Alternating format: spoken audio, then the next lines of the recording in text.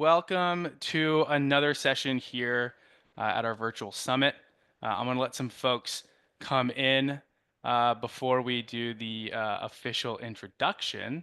But it does look like people are piling in pretty quickly, which is pretty exciting. Awesome. So in that case, since everybody's coming in pretty quickly, we'll get started here. So hi everyone. Welcome to Maddox Digital and Success Summit.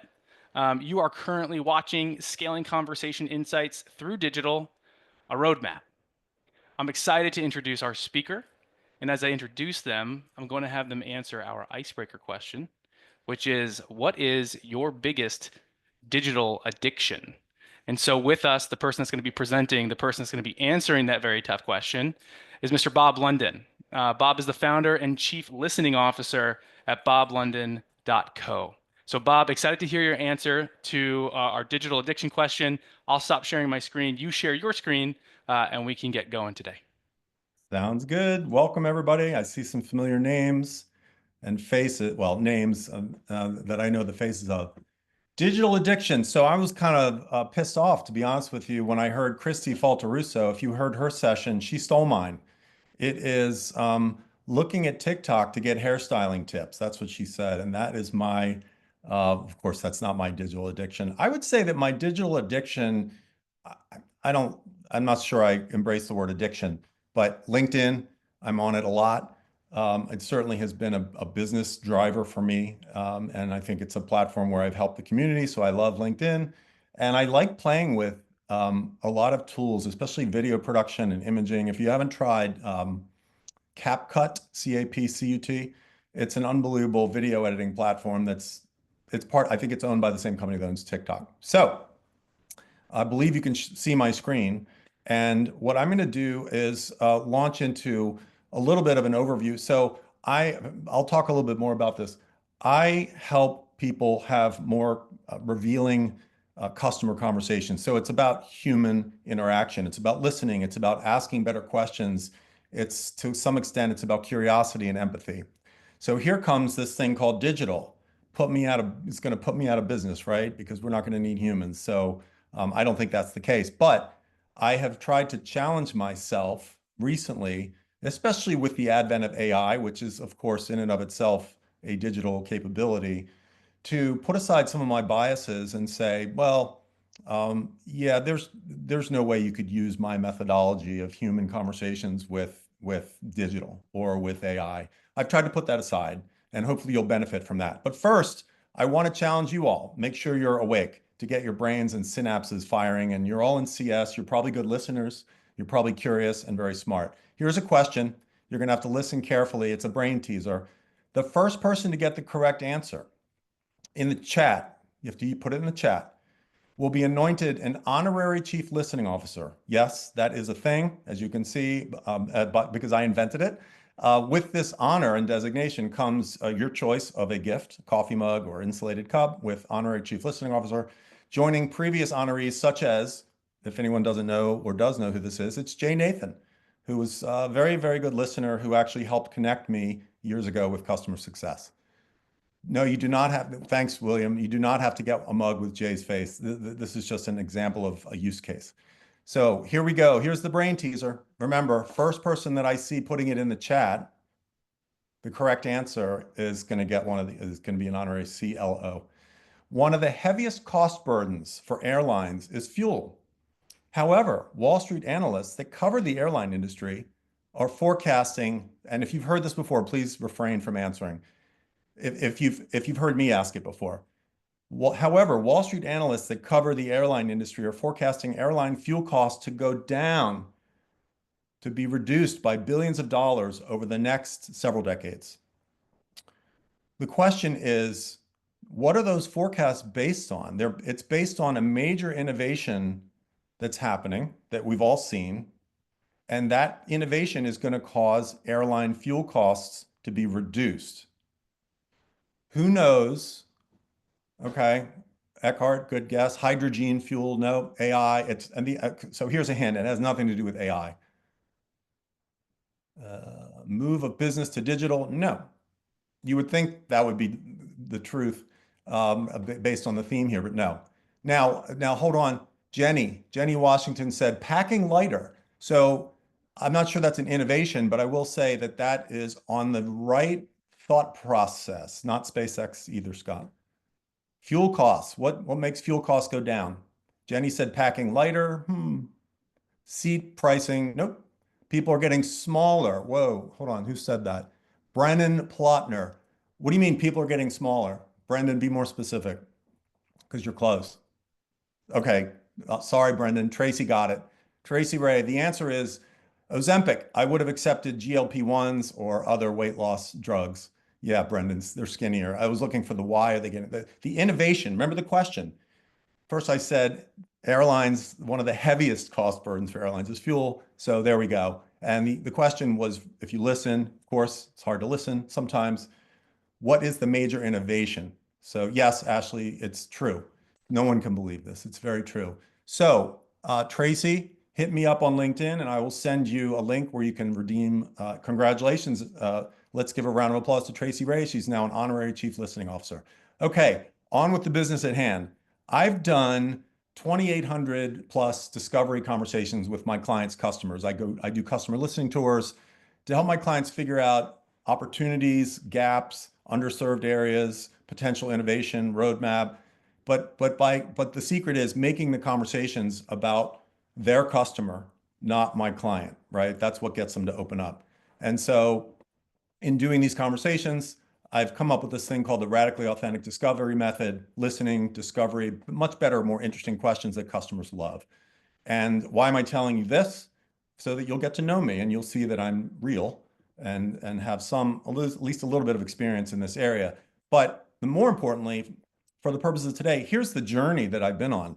This goes from so over time, the value of the insights that I've been able to get from my clients, and I also teach radically authentic discovery to teams, and I think they're experiencing something similar. The value of insights has gone up. But if you look where I started, I would do customer interviews. I would literally drive around in my car, get parking and all that to visit my clients' customers, to interview them with my trusty handwritten notepad. And so I would do that and I would write up a report, which was manual. I had to write the report based on what I learned and my recommendations. 50 hours, let's say, to do 10 to 15. Then things changed and it was much easier to, well, first of all, my clients became geographically dispersed, very much outside the DC area, all over the US, and their customers were all over the world. So I was having virtual conversations, saved a lot of time, saved a ton of time, still doing the reports and insights manually. Here's the big stuff. What started to happen with digital was the ability, and AI was the ability to, first of all, customers became much more comfortable letting me record the conversations. And I was the old guy for a long time saying, oh, customers aren't going to open up if the conversation is recorded. Wrong. So that was a big leap forward in terms of productivity. And this is not to scale, as you can see. And the reason that the value of the insights goes up over time is because speed to insight, right? The less time it takes to get the insights, the more valuable they are. Plus, you can see this other inflection point that goes almost straight up at the end, is using AI, which is, again, it's a digital technology, as a note taker. What does that do? It helps me be present. I don't have to worry as much about taking notes.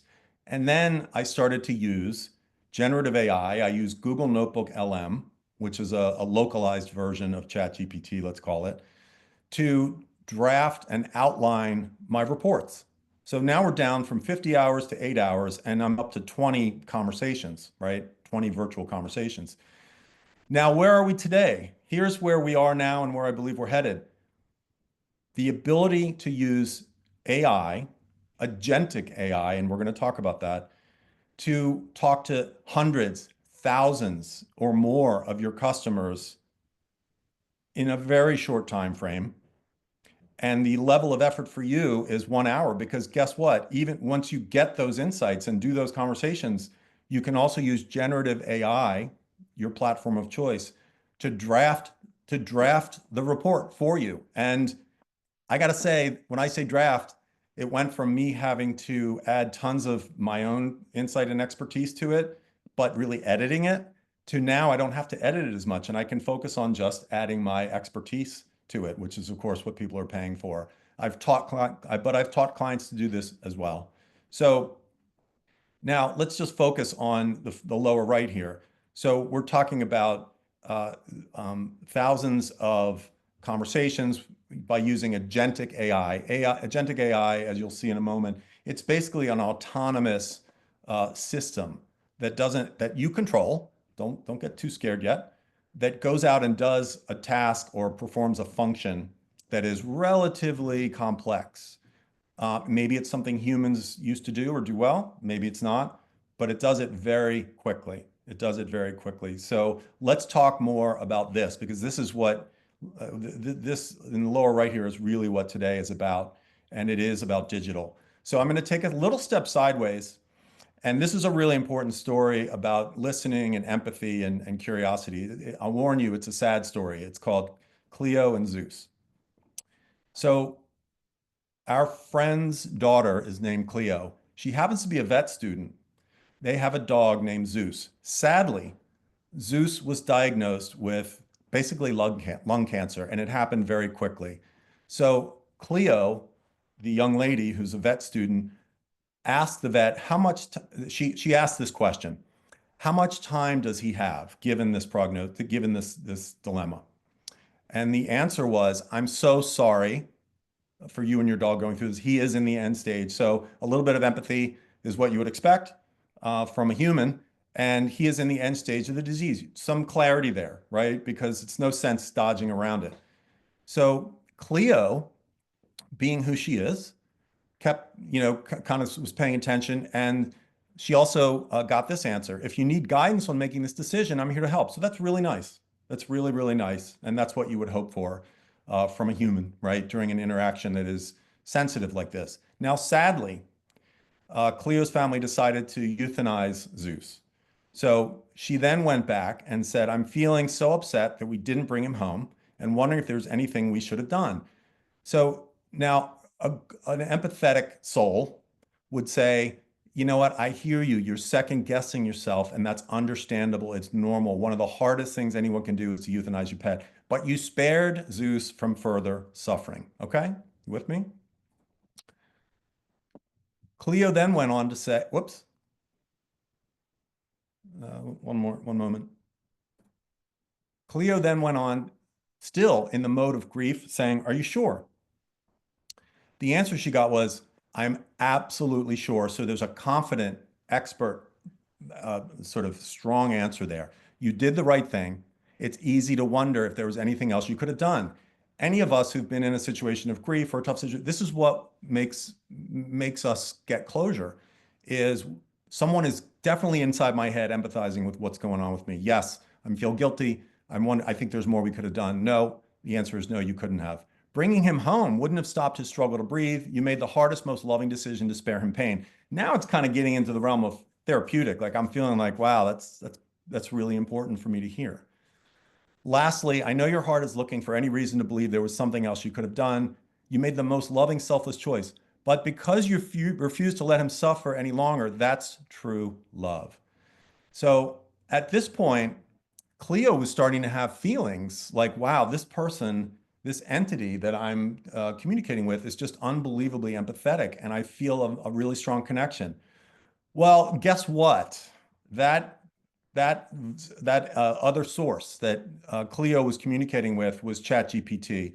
Everything I just showed you was from a literal transcript where it shows the power of ChatGPT, AI, digital, to blend not only expertise and reasoning, the expertise to give sort of how far is this poor dog from end of life, but also what I call the humanesque listening and empathy. It's stunning.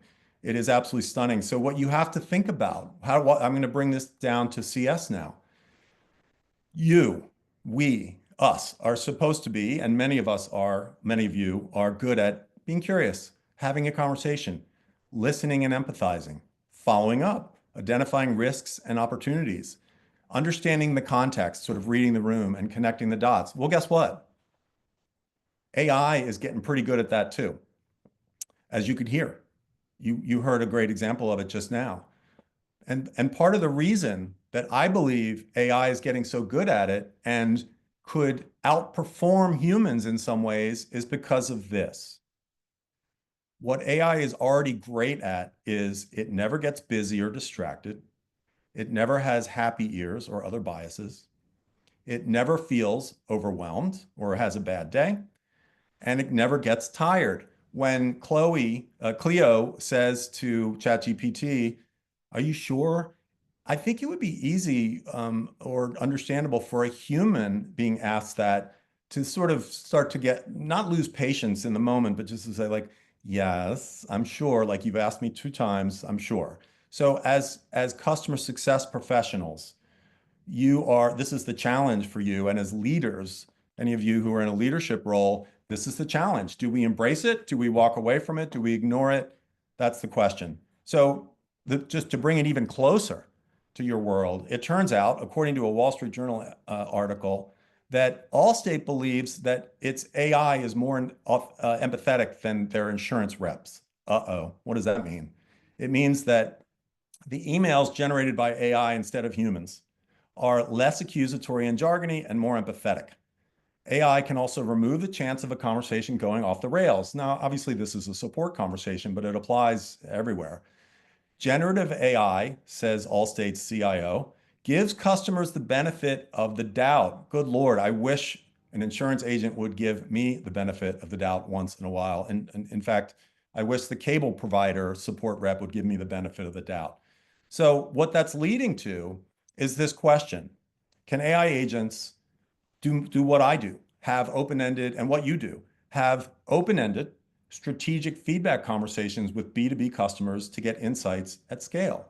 Agentic AI, for those of you who haven't heard about it, or AI agents are, again, systems designed to autonomously, although you control them, pursue complex goals and workflows with limited direct human supervision. So that's the definition of scale, right? So what I did was, I'm so into this now, I'm leaning in really hard. I set up meetings with 22 CS leaders. And these are most of them are people I've worked with over the years, and I've worked with their teams. And I asked them about this. What do you think about this trend? Is it real? Are you comfortable? So here's the question I asked, and I'm going to ask you to weigh in with this poll. What do you think? On a scale of 1 to 10, how comfortable, CS leader, would you feel with an AI agent that you control having a strategic feedback with your customers? 1 is no way.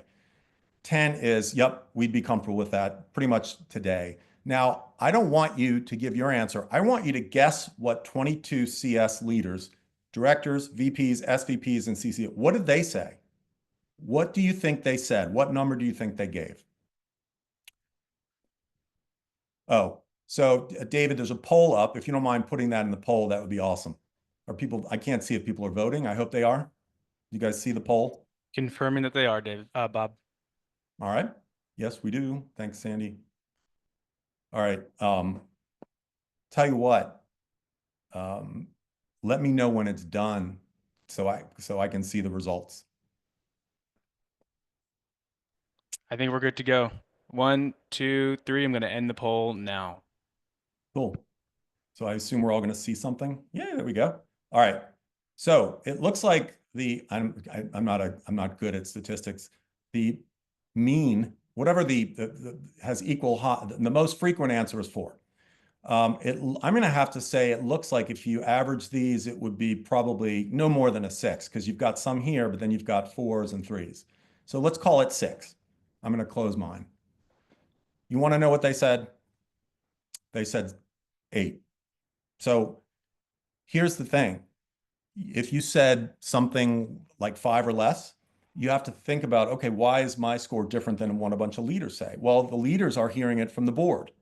They're hearing it and seeing it from their leadership above them. They're hearing it as very real.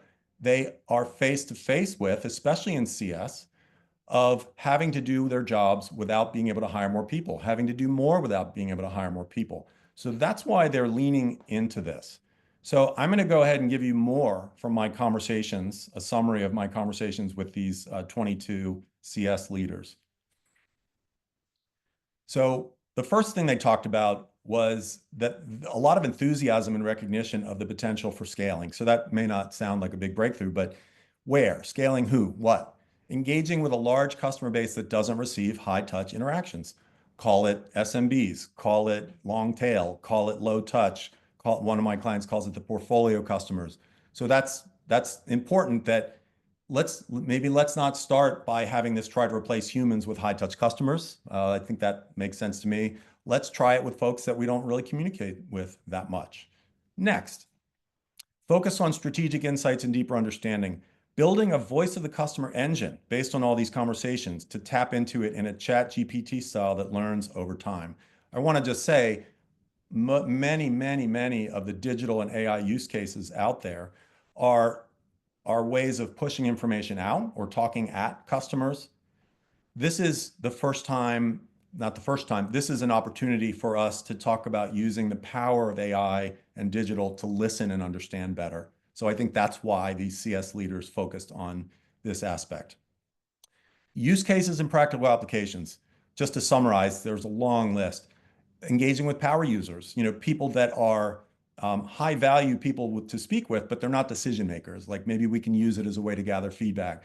Getting feedback at specific lifecycle moments. The examples that were mentioned were after a support ticket's closed or post-implementation, where your expectations met, yes, survey, but also how do you think we're doing in terms of your ultimate outcome and success? Or informing a QBR, just a short conversation with an AI agent a week before a QBR. So you start to see that these questions got them thinking about and sort of elaborating on things they'd already been thinking about. So I know I'm just teasing and whetting your appetite with this because we don't have tons of time, but I want to let you know that if you're interested in learning more about this and starting a conversation inside of your company, I did publish the entire results of those conversations in an ebook, and you can take a screenshot and do it later, or open your phone and take a picture of this QR code, and it'll lead you to a page where you can get access to that. So I mentioned radically authentic discovery and the techniques and how for 5 years that I've been teaching it to CS and others, I've been saying, no, it won't work at scale. You can't use these questions in a survey. You just can't. They're supposed to be human, open-ended conversations. And as I also mentioned earlier today, I'm challenging my own biases and assumptions about that. So here's how this could work, right? So first of all, let me go back a second. For each of what I refer to as the CS imperatives, in order for you to be recognized as a department that is contributing highly to your company's success and paying for itself, you need to do some things. Accurately forecast and maximize retention, avoid surprise churn as much as possible, and uncover revenue expansion opportunities. Those are the 3 imperatives. So how would this work? Well, here are questions, examples of questions directly from my methodology that would do these things. If you want accurate forecasts and maximizing retention, the 3-month check-in might have a question like this. Hey, what surprised you since you started working with us? By the way, half the time that ends up being a positive surprise, but half the time there's a negative surprise or a perceived negative that you can then course correct, which is very important in the first 3 to 4 months of a relationship. Avoiding surprise churn.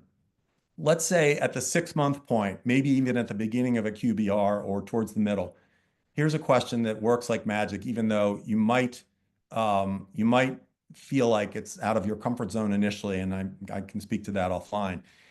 If you got a call or a message from one of our competitors tomorrow, how would you react on a scale of 1 to 10? A 1 is you'd probably ignore or delete. And a 10 is you'd pretty quickly make a point of getting back to them. Now, no matter what number they give, the follow-up question is there something a competitor might say to you that would be a head turner, right? It would make you get back to them for sure. And I think what this speaks to is it doesn't really get your customer talking about competition. It's a read on, again, what's missing from their value equation currently and what might they be looking for in a competitor, which again gives you a chance to hear that and course correct as needed or show them that it's something you already do, they just didn't know about. And the last one, this is usually my lead-off question. in my discovery conversations and that I recommend people use in EBRs. If I could sneak into your next board meeting or senior executive leadership meeting, what is the one thing I would hear, the biggest priority, challenge, or opportunity I'd hear them talking about? It may have nothing to do with our solution, by the way. It may have nothing to do with your job, customer. What would I hear them talking about? It gets them to talk about what's going on in the business at the highest level, and it allows you to begin to connect the dots with the value you provide. The next question is, what's the hardest part of your job? Some people say, I sometimes, maybe because we have 3 cats running around our house, is there a hairball that's sort of stuck, something that's just perpetually on the list, it never really gets done? So now, but the point here isn't just the questions. It is being able to do this fourth imperative, be the authoritative ear of the vendor to truly understand, synthesize, and share internally the voice of the customer to help your company grow. That is something that I would say more mature customer success organizations are doing. I would say that it is something that they're getting good at doing, but most of customer success teams that I work with are so busy and focused below the line that they are challenged to put something together where they are listening at scale. And that's where agentic AI can really help by using some of these questions and some of the others. And you can see I even created a little icon here that it's an ear, but it's CS, it's C and S, because CS is uniquely positioned to lead insights at scale. Sure, sales listens to customers, but only really to advance the sales conversation, and that's what their job is. Marketing might listen to customers, but really a lot of that might be for case studies and things like that. Product is definitely on the hook for listening to customers to understand. Maybe that's a little more roadmap focused and innovation focused, not sure. CS are the ones. You guys are the ones that have the relationship and the trust and the curiosity to engage customers. Hold on, Eckhart. Not sure I'm going to get to that, but I'd like to answer that question. So the point is, agentic AI will help every customer success team add value without adding people. Add value without adding people. The question is, are you ready for it? Again, this ebook is not a panacea, but it is a great start to get the conversation going inside your head with your peers and with your leadership, just to think about what other CS leaders are saying. And I'm going to show that QR code one more time in a moment. And you can also check out 3 really interesting companies that I've come across recently and had conversations with each of the founders, very impressive. They each have a different take and positioning, I would say, in the market to do agentic AI. Just some neat little things that they do that stood out to me. Perspective AI gives you the ability to test your conversation or your survey with answers from fictitious agents, right? So you can see how it's working and what these agents say. Using an AI agent, they said, uses an AI agent to quickly, click of a button, summarize your website, scan it, and learn about your company and your products to give it context to build the right conversations to do AI agent outreach. And with Genway, they actually interview you using a voice agent at the beginning to understand your business and goals. It's fascinating stuff. I'm going to leave this up here because this is my last moment to offer sort of the grab it, share it, use it to start the AI conversation with this QR code. Just open your camera and snap a picture. If you miss it, hit me up on LinkedIn. And I hope you'll stay in touch. So Eckhart says, the real value to me is what is the real value of the real question is what is the real value of a H-to-H, human-to-human conversation? What's our future if we stop talking to each other anymore? Leaders need to answer purpose question. The purpose question, is it insights or is it about relationships? Bots are bad at relationships. This isn't, so I agree with you and I've been there, Eckhart, and I would say that the real question is, what does a business need? The business needs insights. If AI agents are good at creating insights and generating insights via an agent without adding human beings, then it allows that business to be on a quicker path to profitability, period, end of story. Of course, there have to be relationships. I don't think bots build trust. I will say, any of us who use ChatGPT and are relying on it in a two-way conversation, whether it's text or verbally, we are doing the same thing in reverse. instead of ChatGPT asking the questions like I'm talking about, it's simply answering them. So if we flip that around, the question is, do we trust that source? Are we trusting that source? Then the leap is what our business customers. So I'm not selling agents. I'm saying this is a thing. It's going to be a bigger thing than it is today. And I just want people to think about it. Um, James says, if I have, I guess we're at time here. We as individuals tend to present the best version of ourselves online, curated. Oh, don't get me started. No one in the history of Facebook, no one's kid has ever struck out with the bases loaded. Behind that public face lies tribal knowledge, internal nuance, and often unspoken flaws. Where do we draw the line between agentic conversations and which rely on what's visible and published and human conversations? Yeah, I think my point is that agentic conversations are supposed to surface things that are not visible and published. I'm talking about an agent that goes and conducts what you used to call a survey with thousands of your customers, but does it in a conversational way, does it in an open-ended fashion, in a natural language fashion. I've seen it work. I've seen it work, and I'm early stages, but I have seen it work. So it's not just grabbing what's already out there and synthesizing it. Just want to make that clear, James, but that's a great point and a great question. David, are we out of time? Awesome, Bob. I was just coming off of mute and coming back into the scene. Yes, we are unfortunately out of time, but team and group who has been so gracious with sharing your time with us today. You can see that Bob can be reached with the slide that he's sharing now. So go ahead and sign up for his ebook, follow him on LinkedIn, and stay in touch. And as he says, stay curious. But for everybody who joined today, the recording of this session is going to be available in our resource hub, the Matic Resource Hub, which will go live next week. Everybody who has registered for our summit today will get an update where to access our resource hub once it goes live. Again, I want to thank all of you for attending and engaging with us today. And of course, Bob, I know you're a busy man. Thank My you for taking pleasure. time and spending time with us today. Thanks for the opportunity. It was my pleasure. Of course. Talk to everybody soon.